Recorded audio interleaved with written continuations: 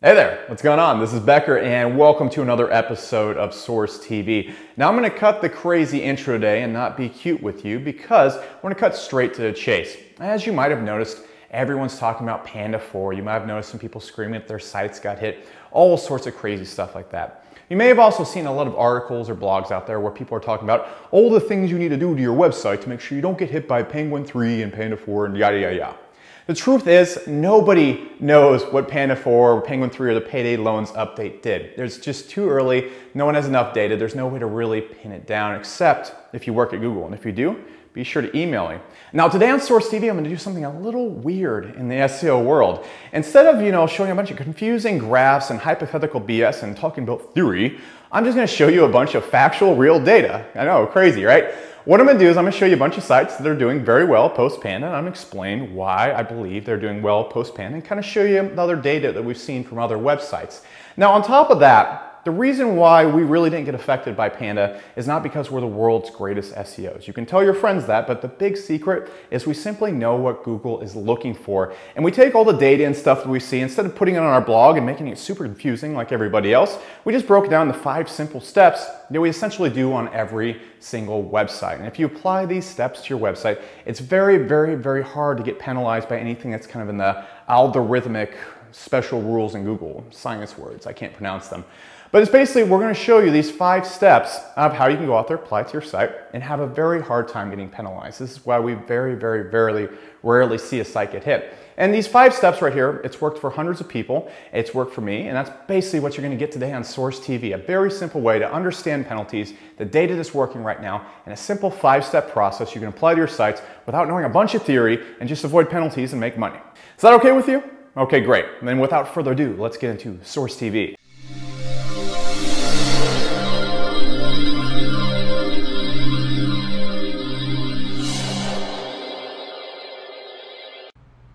Okay guys, we are at my whiteboard of truth and justice, and I'm going to be drawing out what we're going to be talking about today, which I covered in the intro, and I'm just drawing this drawing right now. I'm not trying to make it look like something inappropriate. I almost just ended up drawing a private part. Anyways, what we're going to get into today is these updates and how to avoid penalties and basically how penalties work in general. Now, very recently, everybody's talking about the Penguin 3 Panda 4 update. Now, the Penguin 3 update was just not even a Penguin update. It was more so cracking down on spammy links. Very undramatic. Few people got hit. I'm going to explain to you why. But overall, these updates were not that dramatic. In fact, they were pretty easy to miss. At SourceWave, a lot of the searches I've shown you are still in the exact same spots. No, not even really any fluctuation. Now, the first thing we got to understand is how updates work and why these updates weren't as dramatic. A lot of people really expected just the world to get turned upside down again like it did a few years ago when Panda and Penguin came out, and it just didn't. And here's why, guys. When Google's out there creating an update, rule number 1 is not get all the SEO sites. Rule number 1 is keep the searches intact and make sure people can find what they're looking for, aka don't damage any good sites. Because, guys, if Google goes out there and they throw off their search engines for one day and people can't find what they're looking for, where are they going to go? Bing, Yahoo, etc. In just 5 days, if Google releases an algorithm that just throws it off for 5 days, that's millions upon millions, hundreds of millions of dollars lost. So rule number 1 is don't throw off the groove. Point blank, that's what it is. That's Google's number 1 rule. You have to understand that first off. So what Google has to do when they create algorithms, and one point I want to make is if you look at Google right now, you search for everything, the searches are actually really good. Google doesn't have much to lose right now. The spam has mostly been defeated. You don't see a lot of spam searches showing up anymore. You can mostly find what they're looking for. Now, their second objective right then is to create an algorithm, and their real objective is to find what every SEO site has in common that no real quality sites have in common. Because, guys, if they create an algorithm, and I'm just going to put a non-SEO right here, and this is the dividing line of the penalty, the sites that get penalized and the sites that don't. If they go out there and they create an algorithm and it wipes out maybe 3% of quality sites, boom, that's going to have serious repercussions for them. So they have to be very careful to go out there and create an algorithm that only targets SEO sites by finding what all SEO sites have in common and what all non-SEO sites do not have in common with SEO sites. Now, the 3 biggest things in the past that SEO sites had a whole lot of, and this is the thing they can always hammer it on, is anchor text. I'm just going to put an A, okay, over optimization of the pages, and duplicate content. These are the three big things. I know some people might say spammy links, but there's plenty of very high quality sites out there that have spammy links that if Google were to go and delete or remove from their index, it would cause absolute hell. So these are the big three: anchor text, over-optimization, duplicate content.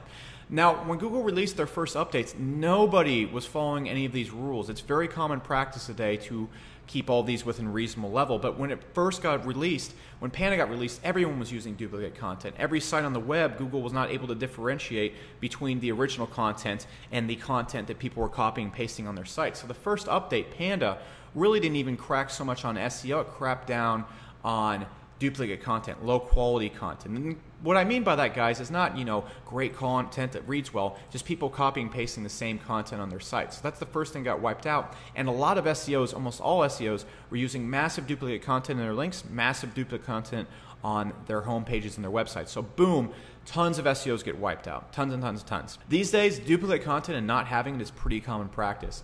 Now, Penguin Update came and attacked sites by their anchor text in relationship to the optimization of their website.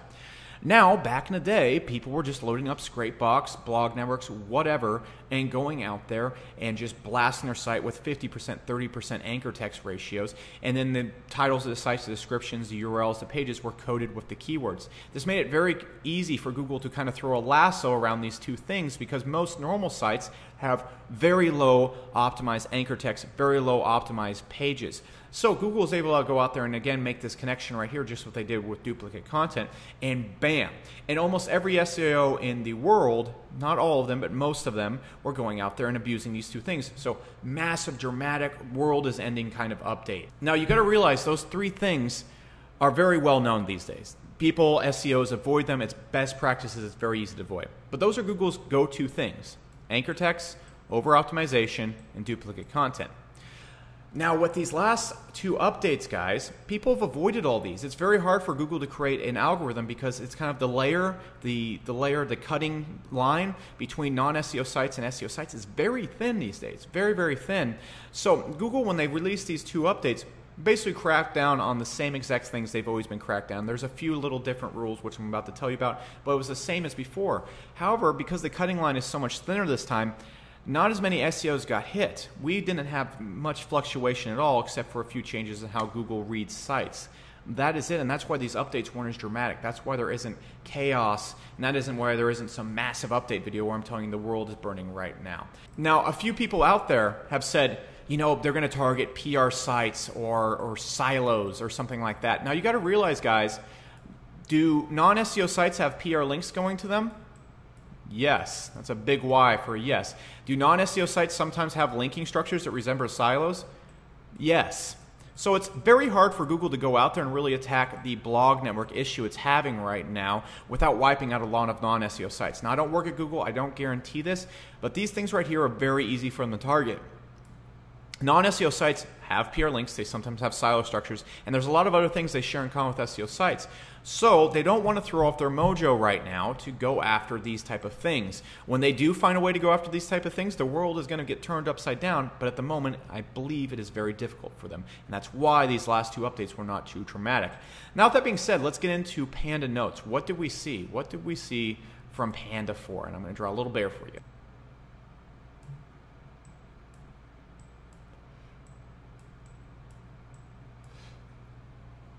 And that is my drawing of a bear. All right, I'm going to put a B for bear. Anyways, what did we see from this guy? There was very, very few things that were really that crazy from it. Now, this is just new stuff. It's not like we have like millions of years of data on it, but let me just show you the very apparent things. First thing right there, it almost eased up on sites that had EMD or were a little bit over-optimized in their home pages. It eased up a lot on that. EMDs were getting smacked left and right. Now, partial match EMDs are doing semi-better. Now, what it did in the opposite effect of that is the inner pages of the site got a little bit tougher. For example, if my site was shred source or just shred.com and my keyword was online guitar lessons, if my URL is set up like this is no longer completely acceptable. Usually you want to avoid the EMD and rank the inner pages. That's what we're doing. This right here got cracked down on a little bit. In sites that had this type of ranking, you might have seen Shred Source dropped a few spots. Saw a little bit of a decrease. On the flip side, guys, sites that had something like this, Shred Source, let's just say online, I'm just going to mess it up right here, online shred guitar lessons, aka sites that are a little bit more long tail, but they have the keyword in there, got a bit of a boost. They went up a lot more, and this usually would almost put you in almost EMD type zone. This got kind of a boost, and that's one of the big things we just saw. Now, the final thing we saw from both of these updates, these are the alarming things. There's all sorts of little tedious things, but the big final thing was that spam GSA links and so forth, again, got a bit harder. Spam got a bit harder. Some people's properties that they were just spamming with 10,000, 50,000 GSA links got knocked down. YouTube videos got knocked down a whole lot, and just kind of more so like that. And the reason why I believe that comes down to, again, anchor text, because the more you spam, the harder it becomes to keep a good anchor text ratio, because you're constantly using the same anchor text unless you're using 1,000 different anchor texts when you're spamming with your GSA and so forth. So I'm believing that is related a lot more to spam and anchor text, not so much the type of sites that are linking to it. So with that being said, what we want to really do is pay attention to all this, and when we're spamming, if we're using spam, we want to keep our anchor text ratios even lower than before. Now, the overall lesson from this update, it was more of a refresh. It was more of the same. Some rules have changed, like the ones I just brought up to you. However, it was not as dramatic as other updates, and it was more of a refresh and kind of a changing of the things they were already attacking: duplicate content, over optimization of pages, and relationship to anchor text ratios. Now, what I want to do is screw all this history lesson, screw all that kind of stuff. I want to get into the 5 things you can do to essentially avoid all these updates. These are what we do, and if I had to break down my SEO into 5 things I need to do to avoid penalties, these are the 5 things, and this has helped a ton of people out. Let's get into it. And poof, just like that, my 5 commandments of never getting penalized appear before you.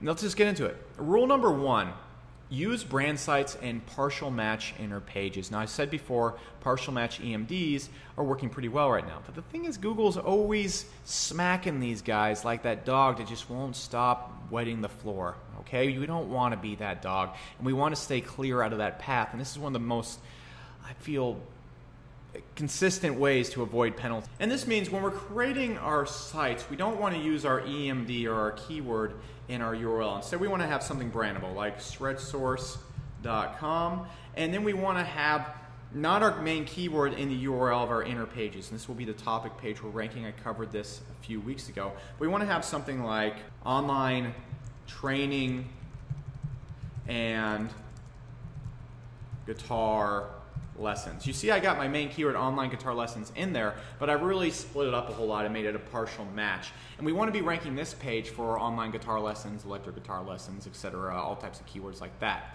Now, secondly, I've covered this before, but guys, there's really no such thing as a safe anchor text ratio. For example, guys, if we have 10 links and 3 of them are our main keyword, that could make sense. Say we start a new website, maybe 3 people use the exact same keyword, or we posted on a forum 3 times, or we commented on a few blogs or something like that. Very, very reasonable. That's a 30% anchor text ratio, what other people consider safe. However, guys, if we have 10,000 links and 3,000 are the exact same anchor text, we're still at the same ratio. Again, though, if we're using the same anchor text, the same capitalization, the same word, it's blatantly obvious and blatantly easy for Google to go and just smack that and go like, all right, it's very obvious this person's spamming us. Same thing even goes for 1,000. That's a 10% anchor text ratio. If 1,000 are links to the same exact keyword, very obvious and very easy for Google to write an algorithm for that. What most sites have, what Google wants to see and what most brand sites have is brandable links. For example, most websites, the main anchor text linking in is their URL or their brand name, like Amazon, or buy stuff at Amazon, find shares at Amazon, stuff like that. So whenever I'm building a mass amount of links, maybe press releases, Web 2.0s, etc., the type of anchor text ratio I use is almost 98% brand. So it would be stuff like shred source, the URL, click here, shred source, guitars, etc. I would almost never use my main keyword when I'm hitting it with maybe GSA links or buying link packages or doing anything else. And I really don't suggest hitting your money site with GSA links, but whenever you're buying packages and so forth, where you're building maybe more than 50, 100 links, you really don't want to be using your main keyword because it's going to get repeated too many times. Then guys, on our PR sites, our blog networks, our rented links, whatever we want to do, we want to never repeat the anchor text.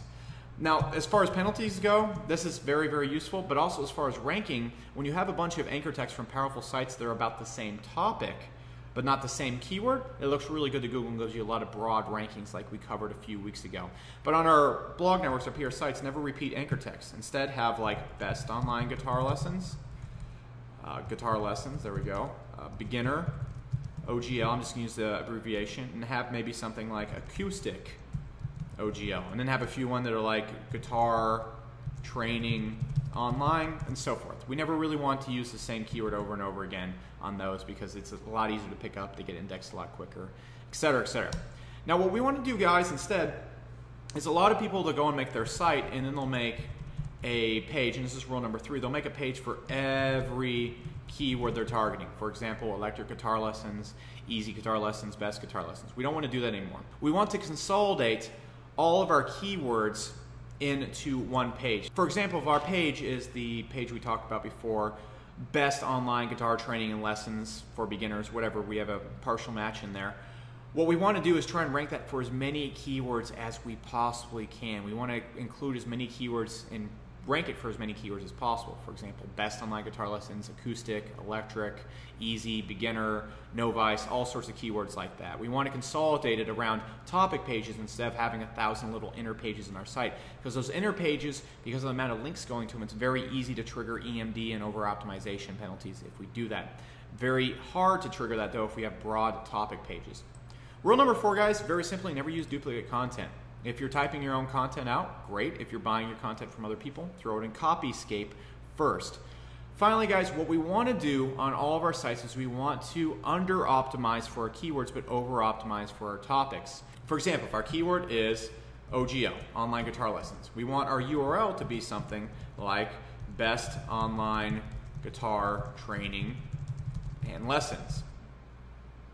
We want our description to be something almost completely different. Description to be something like top online guitar training for beginners and expert electric guitar players. You see how I'm including as many different keywords as I possibly can in there without saying the same keyword over and over and over again. This is how I'm able to be very aggressive when it comes to topics, but very under-aggressive for keywords. And Google always penalizes for people over-optimizing for keywords, not so much the topics. And then in our content of the page, we want to cram as many topic keywords in there as possible. It's extremely, extremely crucial. What do I mean by that? I mean all those keywords I've been saying before. Buy guitars, easy guitar lessons, learn to play guitar, everything like that. We want to cram all those keywords in there without repeating our main keyword a lot. However, most of the time, if our URL description, our titles are all very under-optimized, and this right here is supposed to be the title, my bad, sorry, been talking for a while. If those are all under-optimized, it's kind of hard to trigger it with the content penalty. And if we wrap all this together with under-optimized links that are aggressively pointed towards a topic pages, under-optimized for keywords that are over-optimized for topics, and we're ranking our inner pages, it's very, very hard to trigger our penalty because Google doesn't have much to work with because your site has so much in comparison to normal sites, guys. So really quickly, that is all there is to it. Just follow those 5 steps, almost ignore everything I said before, and just use these 5 steps over and over again. It's going to be very difficult for you to trigger current penalty that is around in Google at this point in time. So with all that being said, guys, I hope you enjoyed this episode of Source TV. I got a lot of questions like this based on this topic, and it's great to answer them. With all that being said, guys, what I want you to do below, go below and follow SourceWave on Twitter, because what we're going to do, you're going to get access to these posts before we even send them out to our list, and you're going to get notified whenever any big updates or any cool stuff that happens, even cool articles that aren't even on our site. Then what I want you to do is I want you to go below and hit the tweet button to basically get some bonus content. I'm going to be showing you some sites, a little PDF that shows you some sites that are doing really well, an example of these 5 steps. And then be sure to go below and leave a comment if you have any questions. I respond to everything, and I love hearing from you. All in all, guys, this is Alex Becker. Thanks so much for watching Source TV, and I will catch you in next week's episode. Hey there, this is Becker, and I noticed you're sitting there awkwardly watching the end of this video, so I figured I'd give you something to do. Right below here is a subscribe button, and if you click it, you will get updated every single time I put one of these super useful videos up. On top of that, here's 3 more videos on related stuff about SEO that will help you make money and rank shit on the internet. So, What you need to do now is click the subscribe button and then click one of these videos so we can kind of end this awkwardness, because it's getting weird. There's just too much silence, and I'm going to keep mumbling like this until you click something. All right, just kidding, but click something, and I'll see you in the next episode of Source TV here in a few seconds.